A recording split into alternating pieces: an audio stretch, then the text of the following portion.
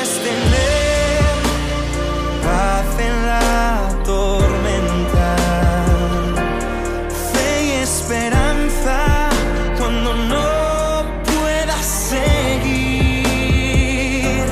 Y aun con tu mundo hecho pedazos, el Señor guiará tus pasos en paz. Abrimos el libro de Hechos de los Apóstoles, capítulo 9. Hechos 9, y hacemos hoy una lectura más larga de lo habitual.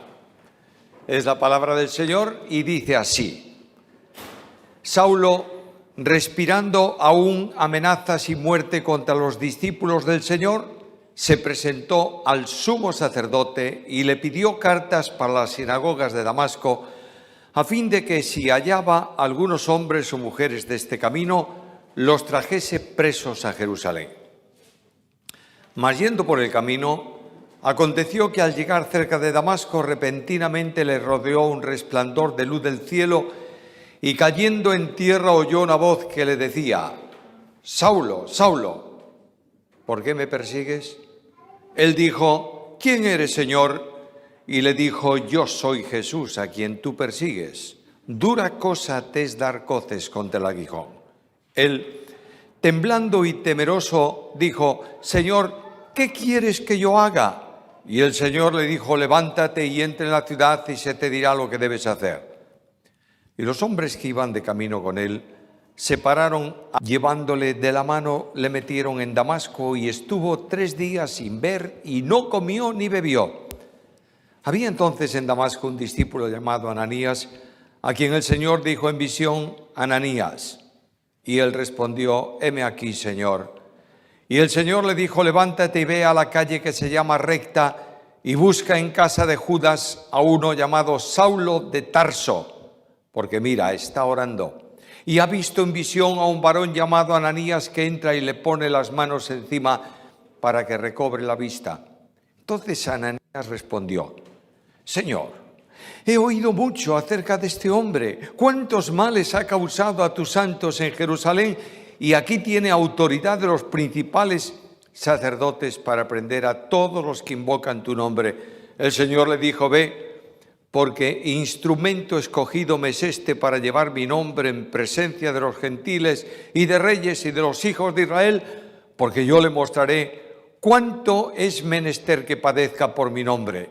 Entonces Ananías entró en la casa y poniendo sobre él las manos dijo: hermano Saulo, el Señor Jesús, que se te apareció en el camino por donde venías, me ha enviado para que recobres la vista y seas lleno del Espíritu Santo.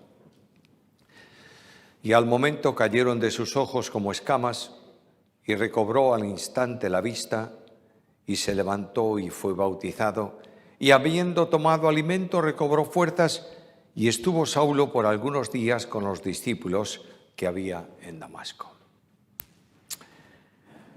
El último de los dobles llamados de la Biblia. Dios ha llamado 2 veces a distintas personas, concretamente a 7. En primer lugar, llamó a Abraham y demandó fe. En segundo lugar, llamó a Jacob y demandó dependencia. En tercer lugar, llamó a Moisés y demandó servicio. En cuarto lugar, llamó a Samuel y demandó santidad. En quinto lugar, llamó a Marta y demandó establecer prioridades en la vida. Sexto lugar, llamó a Pedro y le pidió fidelidad. Por último, llama a Saulo. ¿Y qué pide a Saulo? Compromiso, entrega personal. Hay 3 cosas que quiero compartir con vosotros esta mañana. En primer lugar, la conversión. Saulo se convierte al Señor. En segundo lugar está el compromiso que Saulo adquiere con el Señor. Y en tercer lugar está la bendición que ese compromiso comporta en la vida de Saulo y en la vida nuestra. Saulo no es una excepción, es un cristiano más que vive a Cristo.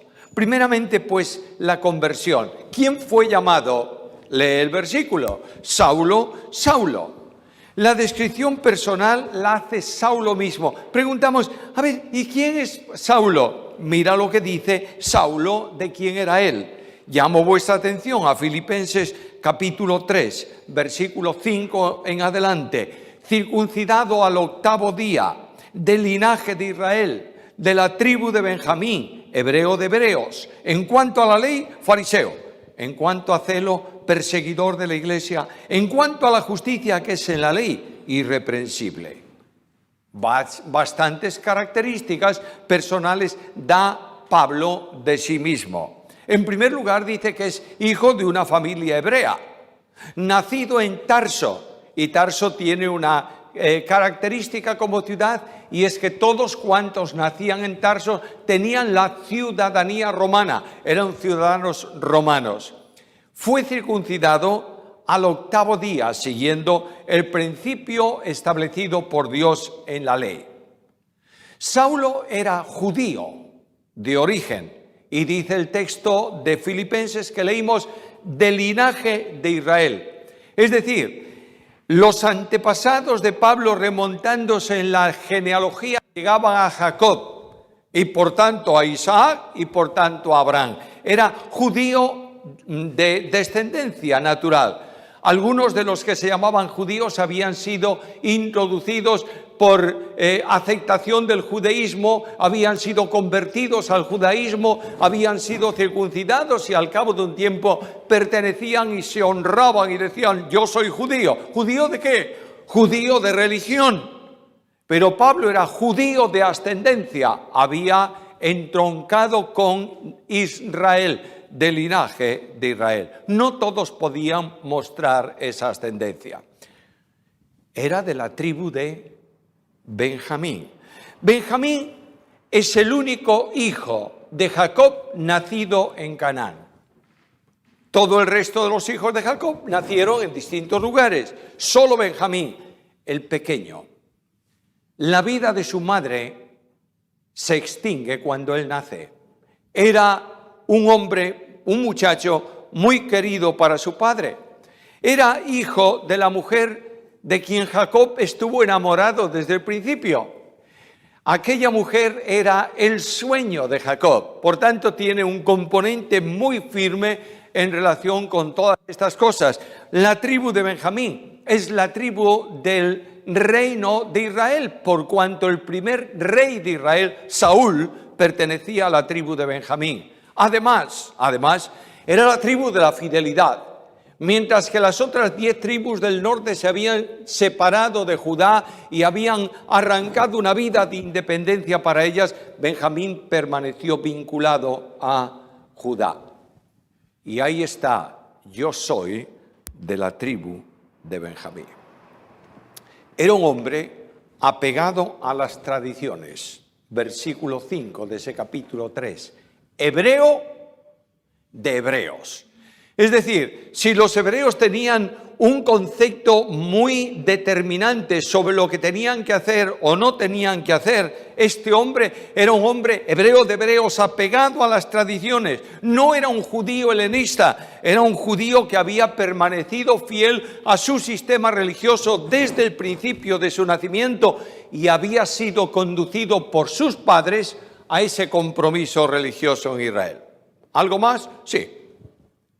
Era un hombre celoso de la religión, fariseo, estricta. Muchas veces nosotros tenemos la costumbre, todos los creyentes tenemos la costumbre de aceptar o rechazar personajes bíblicos. De manera que para nosotros Pablo es el number one de todos los personajes del Nuevo Testamento. Pedro no tanto, ¿no? Y Juan, bueno, un tanto extraño. Y Nicodemo, malísimo. Y los fariseos, perversos. No, señor. Los fariseos es verdad que traían a cuestas una tradición y una carga legalista terrorífica, pero amaban la Biblia, honraban la Biblia, conocían la Biblia, memorizaban la Biblia. Naturalmente Cristo tuvo que llamarle hipócritas porque su comportamiento era hipócrita, pero el fariseo deseaba agradar a Dios, y el problema que tenían es que procuraban alcanzar por ellos mismos la justificación delante de Dios. Este era el gran problema. Jesús lo reprendió, pero Cristo enseñó mucha doctrina concordante con la doctrina de los fariseos. ¿Algo más?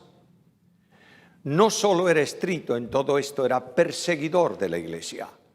Si tú estudias a Pablo a la luz del Nuevo Testamento, por supuesto, y estudias la psicología de Pablo, notarás que Pablo tiene en su alma dos conceptos, luego añade el tercero de viejo también, mayor. Pero especialmente Pablo tiene, primer concepto, yo soy un perseguidor de la iglesia, está en sus escritos habitualmente. No pudo Pablo liberarse de esa situación. Él había perseguido la iglesia de Cristo. Luego, más adelante, habla de su componente de prisionero. El Pablo prisionero en las epístolas de la prisión está plenamente manifestado. Y al final de todo, es un viejo que está solo, abandonado y que siente su vejez y siente sus problemas. La psicología de Pablo como hombre es sumamente importante. Una vez leyendo yo un libro de estos y comentándolo con un súper ortodoxo de nuestros medios, me dijo, eso no se puede leer, porque Pablo fue más que vencedor. Para un poquito. ¿Pablo es un hombre o no es un hombre? Es un hombre. Por tanto, tiene una psicología y tiene unos problemas naturales de un hombre. Y el mismo Pablo dice, no he alcanzado la perfección. Prosigo al blanco. Una cosa más solo y voy a seguir para no extenderme demasiado, queda bastante tema por delante. Pablo era un hombre orgulloso de su ética y de su moral. Mira lo que dice, en cuanto a la justicia que es por la ley, irreprensible. Es decir, la ley había establecido una ética para los hombres que Dios había seleccionado como su pueblo. La ley tiene una ética social, la ley tiene una ética moral, la ley tiene una ética que se traslada en el Sermón de la Montaña al reino que somos nosotros en el tiempo presente. Me sorprende mucho oír, y lo oigo todavía hoy de vez en cuando, que el Sermón del Monte no es para la iglesia, es para Israel. ¡Qué tontería más grande! ¿Acaso el Sermón del Monte no es la ética del reino? Sí, señor. ¿No es acaso la ética que va a regir el reino milenial de Cristo en la tierra? Sí, señor. Pero ¿dónde estás tú y dónde estoy yo? Nos ha liberado del poder de las tinieblas y nos ha trasladado ¿a dónde? Al reino de su amado Hijo. ¿Cómo se va a entrar en el reino milenial? Solamente por gracia, mediante la fe. Los salvos entran, los no salvos no entran. ¿Cómo entraste tú al reino?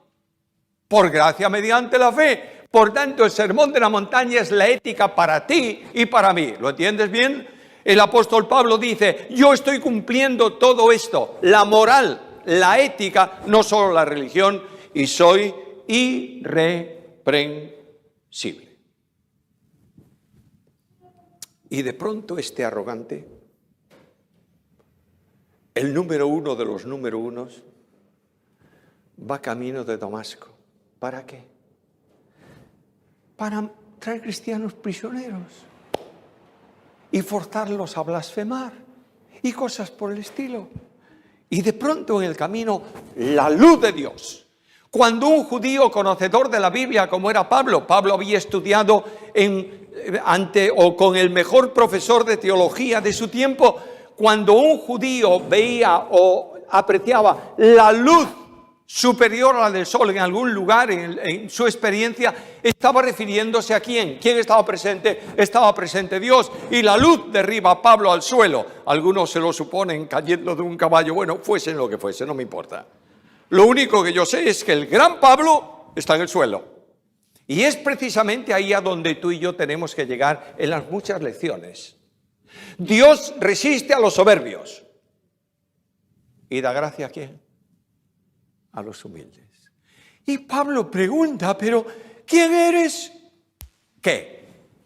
Señor. ¿Y qué recibe? La primera lección de teología. Yo soy Jesús a quien tú persigues. ¿Cómo? Pero si todos los líderes de nuestra nación ahí en Jerusalén dicen que Jesús lo resucitó, que fueron los discípulos que vinieron y se lo robaron por la noche. Resulta que esto no es así, y además rodeado de gloria. Yo soy Jesús. Segunda lección: a quien tú persigues. ¿Sabes lo que Pablo aprende? La iglesia es un cuerpo en Cristo. Cuando tú tocas a un cristiano, tocas a la cabeza, porque cada cristiano es miembro de ese cuerpo. De manera que tocar a un cristiano, ofender a un cristiano, perseguir a un cristiano, hablar mal de un cristiano, estar en contra de un cristiano, estás ofendiendo a Cristo. Y yo conozco muchos cristianos que vienen al culto con cara de sonrisa y no hablan de sus hermanos para destacar las virtudes de ellos, sino los fracasos de ellos. Líbrete Dios de que cuando salgas de la reunión venga uno de estos santos y te diga, ¿sabes qué? Detrás del ¿sabes qué? Verás tú lo que sabes. Habrá alguien que está diciendo cosas no lindas, sino todo lo contrario. En lugar de decirte, mira, conozco que mi hermano tiene un problema, vamos a orar por él. ¿Verdad que no ocurre eso? Pero Pablo aprendió lo que tiene que ver con la iglesia de Cristo. La iglesia de Cristo es un cuerpo en Cristo. Cada creyente ha sido comprado al precio de la sangre de Cristo. Han sido vinculados unos con otros por el Espíritu Santo. Son uno en Cristo y Cristo la cabeza. Y cuando tú tocas a un creyente de ese cuerpo, estás tocando a la cabeza. ¿Lo entiendes bien o no? La lección que aprendió. ¿Fue convertido Saulo ahí o no? Pues sí, claro, naturalmente. Él mismo dice que no fui rebelde ¿a qué? A la visión celestial. Entonces creyó, sí que creyó, y fue salvo, sí que fue salvo. ¿Y en qué se aprecia inmediatamente la conversión de Saulo? Mira lo que dice el versículo ahí en Hechos, volvemos a Hechos 9, el versículo 6. Temblando y temeroso, dijo, Señor, ¿qué? ¿Qué quieres que haga? ¿Cómo orarías tú en el caso de Saulo? ¿Lo has pensado? Resulta que te quedas ciego de repente. ¿Y cómo oras? ¿Qué dices tú? Señor, por favor, que recobre la vista. Señor, haz un milagro en mí, mira cómo estoy. Pablo dice, Pablo ha terminado. Ahora es Cristo. ¿Qué quieres que haga? Aquí tienes la primera manifestación de la identificación con Cristo. Cristo era todo para Pablo, era su vida personal. Y el apóstol Pablo puede decir, para mí el vivir es Cristo. ¿Quieres oírlo de otra forma? En otro testimonio más largo de él, con Cristo estoy juntamente crucificado y ¿qué? Ya no vive Pablo, ahora vive Cristo en Pablo. Y lo que ahora vivo en la carne, lo vivo en la fe del Hijo de Dios, el cual me amó y se entregó a sí mismo por mí. Saulo se había cambiado. El Espíritu Santo lo había cambiado. Y se había producido la identificación con Cristo. Basta de cristianos nominales. Dios está llamando a su pueblo hoy a un reencuentro personal con Cristo, que cada uno de nosotros esta mañana digamos, ya no vivo yo. Y estemos vinculados con Cristo, y Cristo sea la razón de nuestra existencia, y las huellas del Maestro nuestra forma de caminar, y la luz de Cristo nuestra luz, y la esperanza de gloria a Cristo mismo. ¿Lo entiendes esto? Hermanos míos, amados, en un tiempo de crisis colosal en la iglesia, recuperemos a Cristo, por favor. El apóstol Pablo lo presenta permanentemente. Predica a Cristo y a este ¿qué? Crucificado. Ahora nota algo más. Hay tantas cosas ahí tan interesantes. Hay una proyección de compromiso de vida. Mira el capítulo 9. Ahora saltemos a Ananías, versículos 15 y 16. Ananías, vete a casa, le da la dirección. Hay varias direcciones postales en Hechos. Cuando Cornelio manda a buscar a Pedro, la dirección postal que le da es correctísima. Simón Pedro, casa de Simón Curtidor, Paseo del Mar, Jope. Ahí no se pierde nadie. No es lo mismo que Bernabé, que va a Tarso a buscar a Saulo, a ver dónde está Saulo en la ciudad, no tiene su dirección. Otra dirección telegráfica. Ananías, levántate, vete a la calle recta, busca a Judas y ahí está. Bien. Y Ananías le dijo al Señor, mira a quién me mandas. Fíjate tú a quién me mandas y para qué me mandas. Escucha la respuesta de Dios.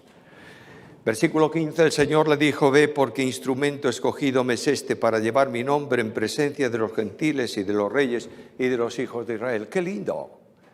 Es decir, Ananías, vete porque mi programa es hacer de Pablo el hombre más grande de la historia de la iglesia.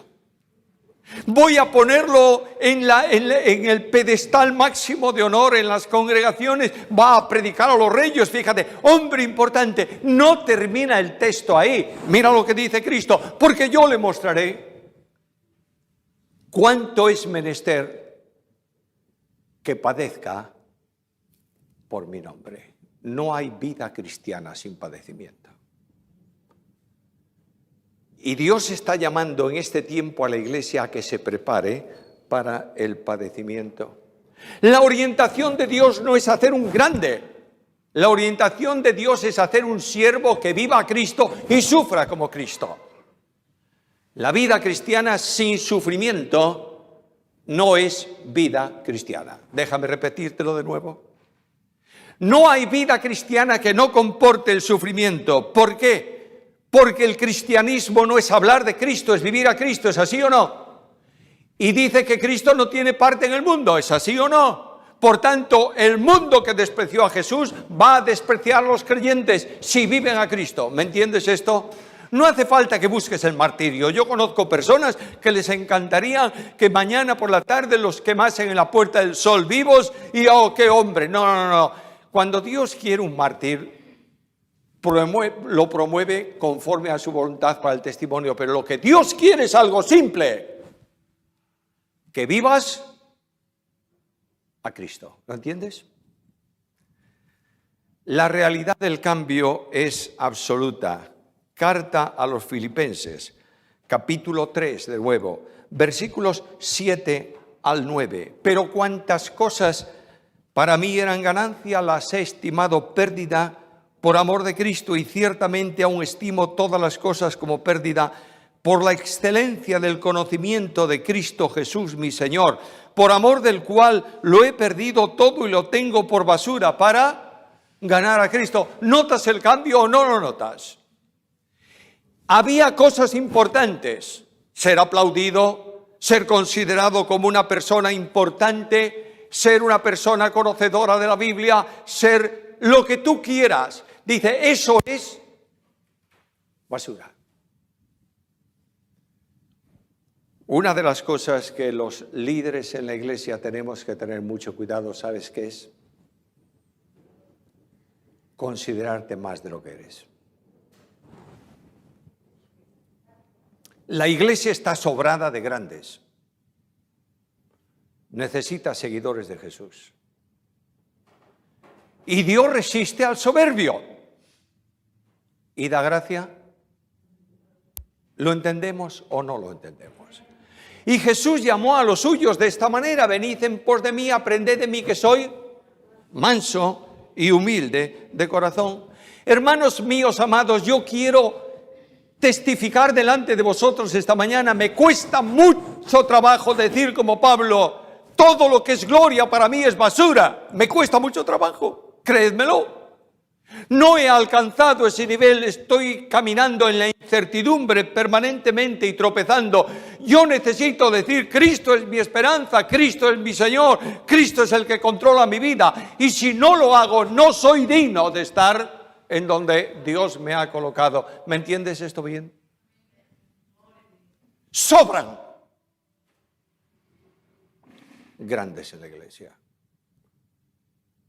con sus caminos, sus formas y sus historias. Necesitamos gente que recupera a Cristo y que viva a Jesús. Dejo el punto, voy al segundo. ¿Cuál es el compromiso de Pablo? El primer compromiso de Pablo es un compromiso con la misión. Mira el capítulo 9 de Hechos, versículo 20. Enseguida, es decir, después de que comió y estuvo un poquito con los creyentes ahí, enseguida se puso a predicar a Cristo en las sinagogas diciendo que este es el Hijo de Dios. No puedes olvidar algo importantísimo, querido hermano. La evangelización, predicar a Cristo, no es una opción en tu vida, es una obligación. Escucha al Señor: toda autoridad me es dada en el cielo y en la tierra, por tanto, con esta autoridad id a las naciones y haced discípulos, bautizándolos en el nombre del Padre, del Hijo y del Espíritu Santo, y aquí yo estoy con vosotros. Y a veces decimos, bueno, donde 2 o 3 se reúnen está el Señor. Es que el contexto no es ese, ¿eh? Yo estoy con vosotros para daros la autoridad que tengo y el poder que tengo cuando cumpláis la misión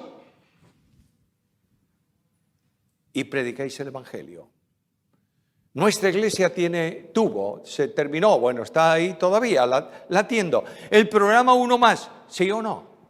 ¿Sí? ¿Cuántos más tenemos?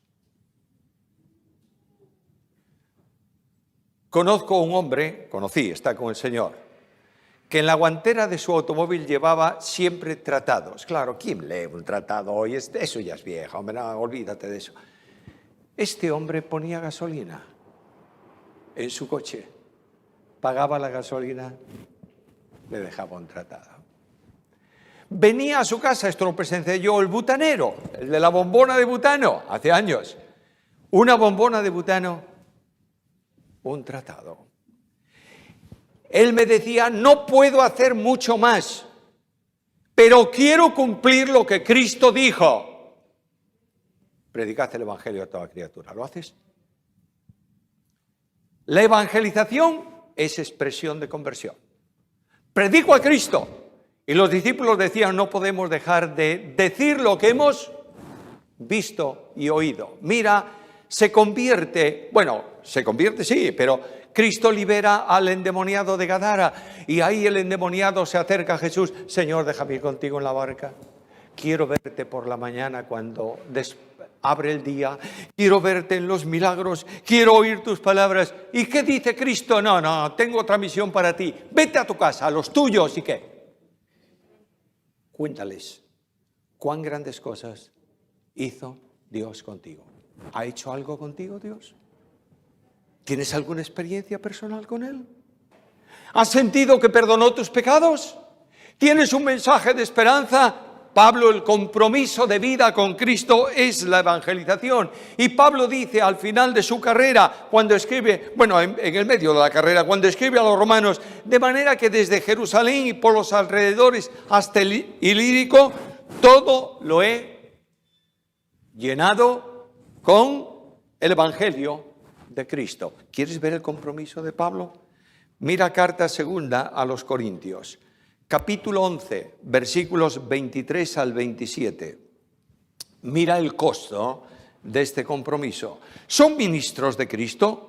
Hablo como si hubiera perdido el juicio. Yo más, en trabajos más abundante, en azotes sin número, en cárceles mucho más, en peligros de muerte muchas veces. De los judíos 5 veces he recibido 40 azotes menos 1.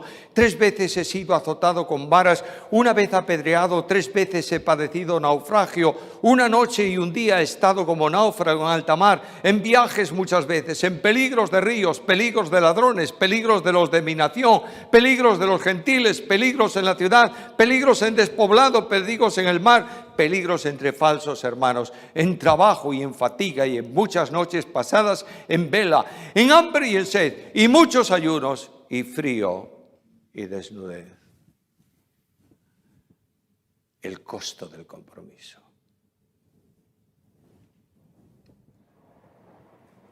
Pablo presenta el costo de la renuncia. Pablo presenta un cambio de mentalidad. Capítulo 3 de Filipenses, versículo 7. Pero cuantas cosas eran para mí ganancias, las he estimado como pérdida por amor de Cristo. Renuncia. Ya no tengo nada válido para mí. No hay nada. Por tanto, si he renunciado a todo, lo único que puedo hacer es servir. Un esclavo no tiene nada, simplemente sirve. Y ahí tienes la dimensión del compromiso en la vida cristiana. Pablo tiene un profundo compromiso con la iglesia. Pablo dedica mucho tiempo a orar. ¿Por quién? Escucha. Además de otras cosas, lo que sobre mí se golpa cada día, la preocupación de todas las iglesias. Y Pablo ora permanentemente por la iglesia. ¿Cuánto tiempo dedicas tú y dedico yo? ¿Cuánto tiempo dedico yo diariamente a orar por la iglesia? ¿Cuánto? Bueno, es que la iglesia es un problema, hombre. La iglesia es un problema que hay que soportar. ¿Qué le vamos a hacer? La iglesia es la iglesia. La iglesia es la comunión de creyentes que se reúne en el mundo para testimonio ante el mundo y alabar a Dios. ¿Comprendes esto? El apóstol Pablo está vinculado permanentemente a la iglesia. Y cuando la iglesia local donde él tiene su membresía, permitidme contextualizar aquí, que es la iglesia de Antioquía, queda ya tan lejos del campo de misión que Pablo no tiene tiempo para volver a la iglesia a informar y volver a salir. Pablo traslada su membresía a Roma y en Roma dice a la iglesia: voy a ir a vosotros porque quiero que me encomendéis al viaje que quiero hacer a España. Creyentes vinculados con la iglesia local y la actividad del apóstol en las iglesias, ¿cuál era? No he rehusado anunciaros todo el consejo de Dios. Pablo no perdía el tiempo hablándole a la iglesia en Éfeso o en Corinto de si tenían que tener un lugar más amplio o menos amplio. ¿Qué hacía Pablo? Predicaba a la iglesia la Biblia. Todo el consejo de Dios. Cuando la Biblia desaparece del púlpito, el púlpito ha desaparecido. Cuando el predicador pierde el tiempo en cosas que no descansan en la Biblia, mejor que se calle. Porque la única autoridad para el púlpito es la Biblia. Y la única forma de conducir al pueblo de Dios es con la Biblia. Y el único instrumento que Dios usa para avivar a su pueblo y tocar los corazones es la Biblia.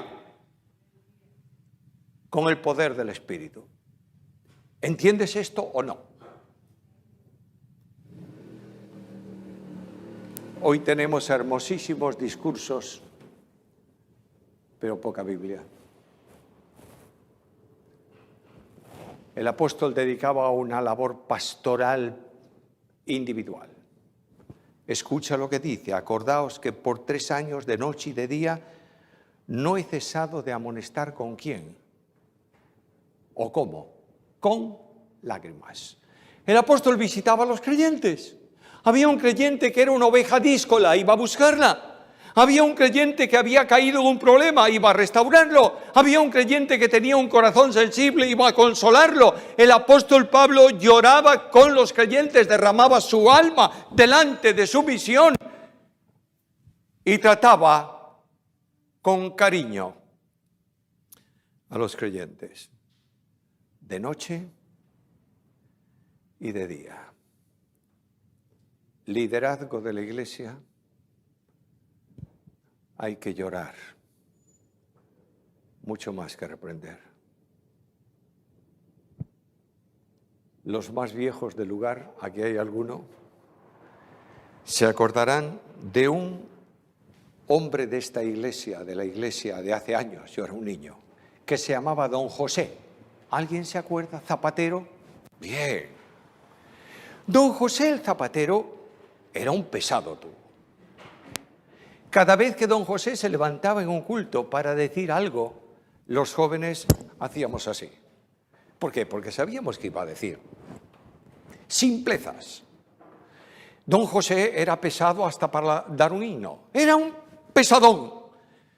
Pero cuando el consejo de iglesia necesitaba a alguien que fuese a visitar a una familia que estaba disgustada, peleada, que había un problema, ¿a quién mandaba?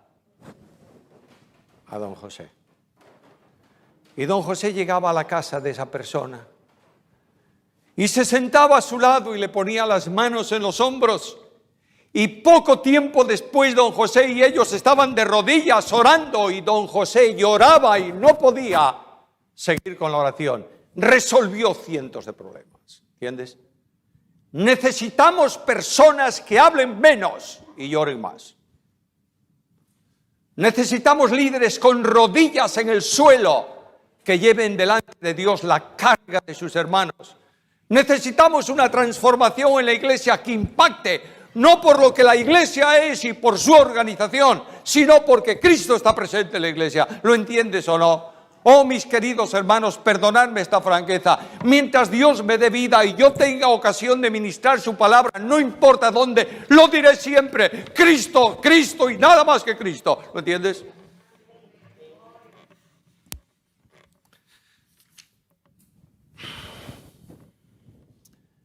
¿Sabes por qué lo hacía? Porque Cristo era todo para Pablo. Gálatas 2:20, Cristo es mi vida. Filipenses 3:8, Cristo es mi Señor.